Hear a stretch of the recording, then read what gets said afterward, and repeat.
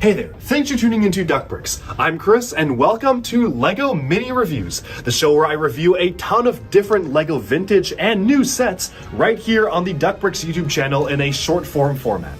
So I have a ton of Bricklink orders to get through, as well as just associated LEGO purchases, and I figured instead of making a mega video where I go through every single one that's hours long, why not break it up into separate mini reviews? And so, in addition to our normal 3 videos a week schedule, be sure to stay tuned for a mini review dropping every single day where we do not normally have a standard video releasing. I hope you enjoy, and let's jump right into our first pick. Alright, so the first standard retail set we have here is set number 80030. This is simply titled Monkie Kid Staff Creations and retails for $35 US. This is the first Monkie Kid set that is essentially supposed to be an introduction to the theme. And to be honest, I feel like this is something the theme could have used on its very first wave. It is at the 5+ age range, so it's really supposed to be bringing younger kids into the world of Monkie Kid. And it does so pretty well. So obviously you can see there are 3 different builds here. You've got a car, a jet, and a mech, as well as the Monkie Kid in training figure, plus the Monkey King figure. So setting the figures aside, let's just take a look at the builds here. At first glance, this can feel very, very juniorized, and you may be wondering why this is such a simple set. Well, first of all, this is actually, again, supposed to be introducing younger kids to Monkie Kid. So of course, the builds will be a lot more juniorized than you're used to, and they're essentially supposed to be just different permutations of the staff here, which can transform into different things.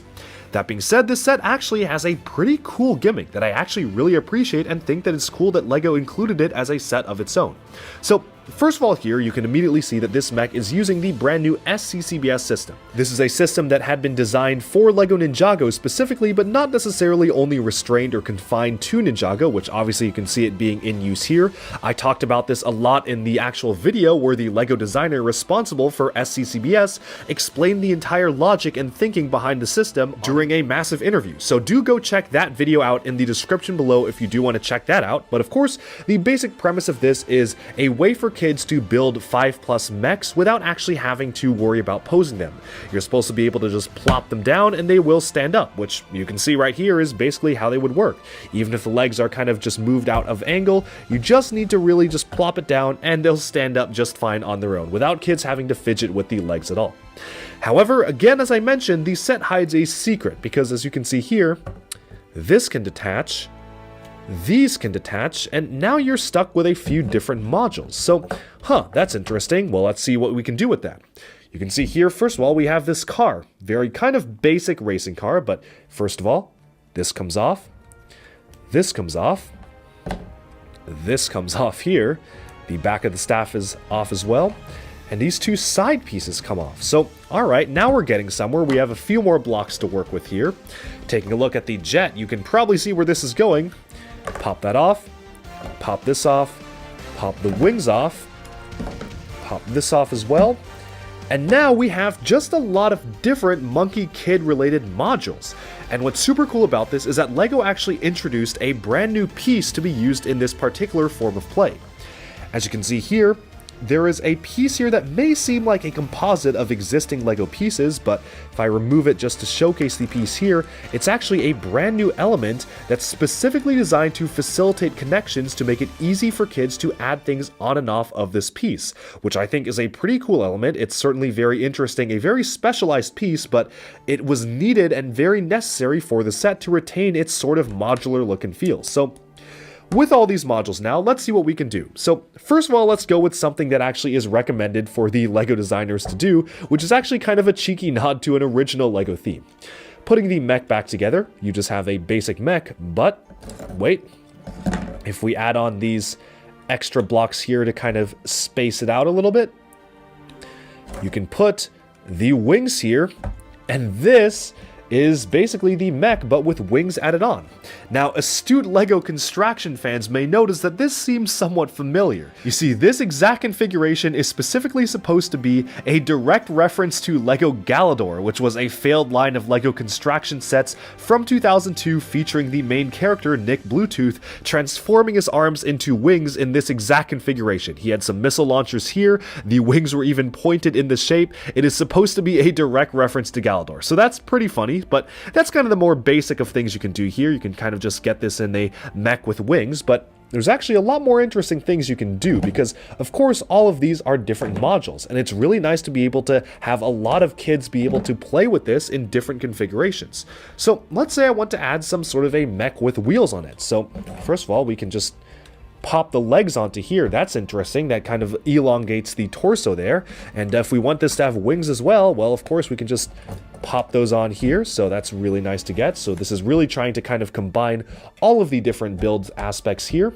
And maybe we want this to have some sort of a front connection piece. So you can have this be popped on here. You can see that right there. That forms a pretty cool vehicle on its own. It can form as a mech, so you can walk it along the ground. As a car, you can drive it. And also as a plane, this really does combine all the different aspects.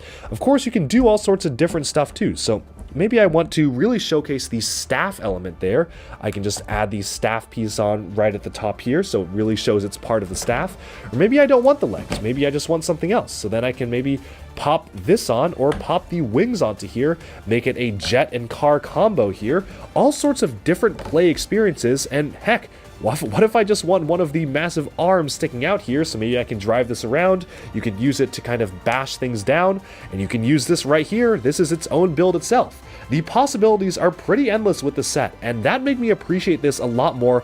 Obviously, if you are a seasoned LEGO fan, this set might not be for you, but for me personally, I think it's just really cool that kids have the chance to have so much different ways to play with one set just by using different modules and combining them with each other. I think it's a really nice initiative that LEGO actually decided to make this a full-on set. Monkie Kid, one of its biggest problems has been actually being able to introduce younger audiences to sets at lower price points, and this, I feel, is a pretty nice price point to be able to be introduced to. Is $35 a little much for what you get? Yeah, I think it's a little much. I certainly would have been a lot happier if the set was, say, $25. I think would have been very fair, but maybe a little too fair. Even just $30, I think would have made the set pretty happy to me. $35 does feel like a little bit much for what you get, but I do understand it because LEGO does actually price the Monkie Kid sets a little bit more expensive than normal for whatever reason, presumably because regionally it does make sense to price them this way. And of course, these are selling in Ninjago for $10. This could be probably a $10 build. And I guess maybe if you valued this at $15, it could work out for the price, so $10, $20, $35. I think that's a bit of a stretch. $30 would have been very nice, but I think it's fairly fair for what you get, and for the amount of play that you can actually get out of these, it's a really good set. It's also nice that they included basically the two main protagonists of the Monkie Kid show in this introductory set, albeit in the training uniforms, but it's still nice to get them, the standard Monkie Kid figure, as well as the king himself. So, of course, this is a great introductory set for Monkie Kid. It is not nearly the level of building style that we are used to with the Monkie Kid theme, which features really great quality of builds, almost LEGO movie style of builds. This is really just a very simple set to get kids introduced to the world. So for what it is, I like it, but there's a lot more interesting stuff on the way, so let's now move on to our next set. Alright, and with that, we have summed up this mini LEGO review. Thank you all so much for tuning in, and do let me know down in the comments below what do you think of this set. Do you like it? Do you dislike it? And if you own it, what have been your experiences with building and playing with the set itself? Also, let me know in the comments if you like this format of mini reviews. I'm trying to put them out on a fairly regular basis, so thank you so much for tuning in, and I'll talk to you again very soon. Like and subscribe for even more LEGO news, reviews, discussion, and analyses coming your way very, very soon.